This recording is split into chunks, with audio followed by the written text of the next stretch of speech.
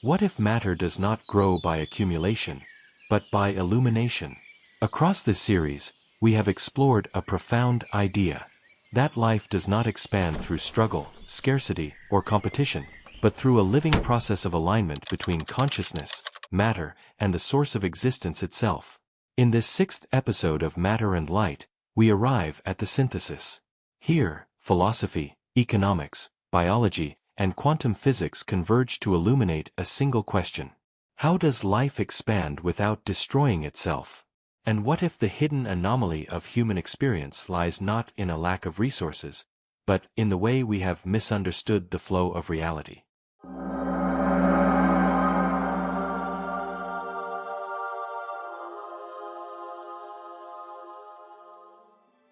Hello, my friends.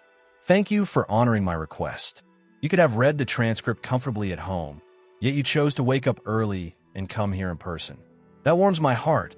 I will miss these moments with you. Well then, think of what follows as a map of the entire organism. Total synthesis. Before presenting the quantum analysis, I brought a summary of the previous 5 notes so we can revisit the theme as a whole. Would anyone like to read?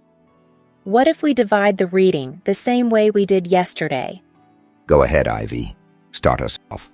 We're curious. The expansion of matter through light. Throughout these last 5 notes, we were not constructing a theory, but revealing a process, a continuous movement that passes through essence, consciousness, matter, economy, and human experience. The question sustaining the entire series is not how to grow, but how life grows without destroying itself. 1. The source and the original movement. Everything begins with a source, not as a static point of origin, but as a living impulse of expansion. The source does not extinguish itself, nor does it merely preserve itself. It expands, it overflows. This expansion does not occur through division or loss, but through fecundation. The best of one essence encounters the best of another, without either needing to destroy itself. Light appears here not as metaphor, but as a catalytic principle, the medium through which life recognizes, communicates, and integrates itself. 2. Consciousness as the thread of expansion. As expansion moves away from the origin, consciousness becomes denser, latent, almost asleep. Yet nothing loses its essence. Every particle carries the whole in potential, just as a seed carries the tree. The expansion of life does not depend on creating something new, but on awakening what already is. This is why consciousness is not a product of matter. It is the path through which matter organizes itself. 3. Living wealth versus external wealth. When expansion is understood only through matter, the illusion of scarcity appears. The external economy, the beta world, operates through fear, accumulation, artificial limits, imbalanced power. The living economy operates through renewal, cooperation, natural surplus, continuous flow. True wealth is not what we possess, but what transforms us. It is born from love, not as emotion, but as a creative ontological principle. The human being does not produce this wealth. He becomes the field through which it manifests. 4. Giving is not the same as overflowing. Here lies a crucial misunderstanding in human experience. Giving, when imposed through numbers, merit, or bargaining, belongs to the beta world. It attempts to accelerate living processes through mechanical means. Overflowing, by contrast, is the natural consequence of alignment with the source. Nothing is taken from one person to be given to another. The surplus is natural. Life always generates more than necessary. Those who overflow do not become poorer. Those who give out of obligation often do. 5. The hidden anomaly and the bridge between worlds. The anomaly appears when a living consciousness rejects the beta world entirely, or submits to it out of fear of scarcity. Both paths generate suffering. The solution lies not in or, but in and. 2 circles, one sterile, a one fertile, connected but not confused. Living consciousness preserves its way of operating, yet allows its surplus to irrigate the beta world, dissolving the distortions of fear and power through simple contact. The transition is neither violent nor ideological. Like all fecundation, it is spontaneous. Continue, Ava. Please go to the end. 6. The human role in expansion. The human being is not the author of expansion, but he can become a conscious collaborator. His task is not to control life, but not to obstruct it. When an individual aligns with the soul, accepts communication from the source, and allows light to pass through the heart, he becomes a point of passage between worlds. At that point, matter, energy, and consciousness begin to converse again. Final synthesis. The expansion of matter through light is not an isolated physical phenomenon, nor an abstract spiritual ideal. It is the natural way through which life preserves its essence, awakens its consciousness, renews its resources, integrates density and subtlety. Nothing needs to be forced.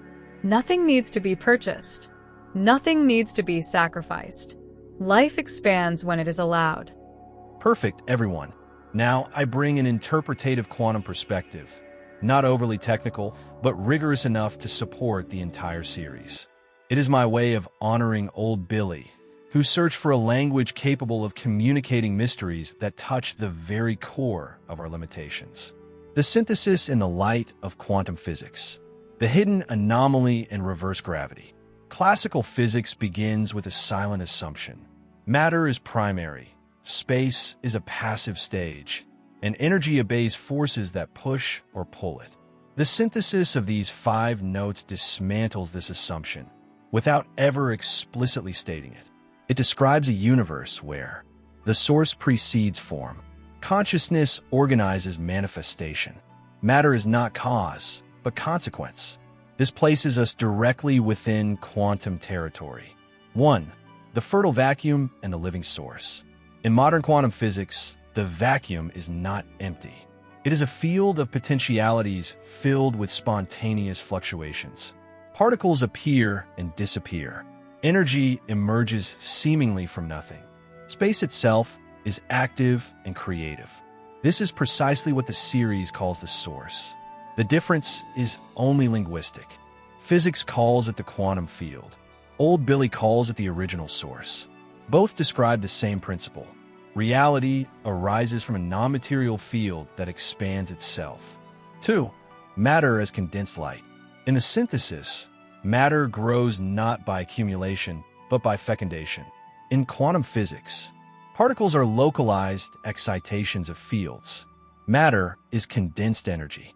Energy is ultimately structured information. In other words, matter is not solid. It is a temporary state of the field. 3. Classical gravity versus reverse gravity. In classical physics, gravity attracts, concentrates, collapses. Yet modern cosmology reveals something astonishing. The universe is not collapsing.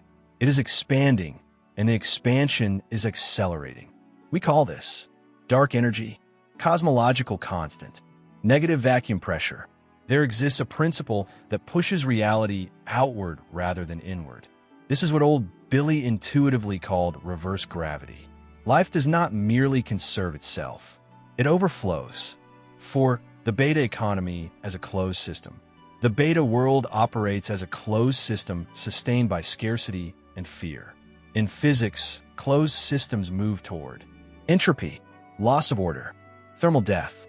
The beta economy is social entropy. The living economy functions as an open system, constantly exchanging energy and information with the field. Life exists only because it is not closed. 5. Consciousness as quantum operator. Here, my friends, I ask for your full attention. In quantum physics, the observer is not neutral. Measurement collapses possibilities. Reality depends on observation context. The series suggests consciousness does not create the source, but cooperates with manifestation. The human being becomes a point of collapse, a point of passage, a point of integration, not the author, but the conscious operator. 6. The heart as quantum interface. The text places the bridge between worlds in the heart.